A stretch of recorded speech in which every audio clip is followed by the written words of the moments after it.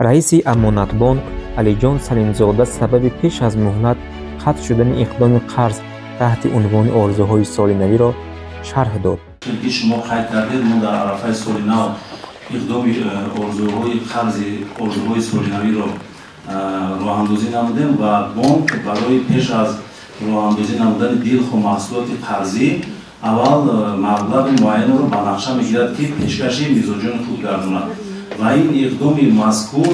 бо шартҳои ҷолиби худ тавонист ки дар муҳлатҳои кӯтоҳтарин, яъне пеш аз нақша бо фарогирии зиёда аз 10,000 мизоҷ ҳамон маблағе ки барои иқдоми солинавӣ ҷудо шуда буд аз худ кунад ва ин боис гардид ки мо пеш аз муҳлат иқдомро қатъ намоем. ӯ дар нишасти матбуотӣ гуфт воқеан ҳам моҳи декабри соли 2024 аз ҷониби амонатбонк иқдоми пешниҳоди қарз таҳти унвони орзуҳои солинавӣ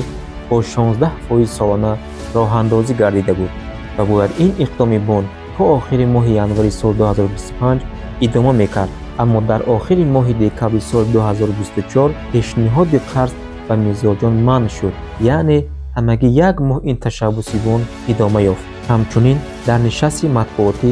раиси амонатбонк иттилоъ дод ки соли гузашта 144 нафар барои хариди манзил 42 миллион сомонӣ қарзи ипотекӣ гирифтанд. фоизи қарз дар амонатбонк нисбатан паст аст.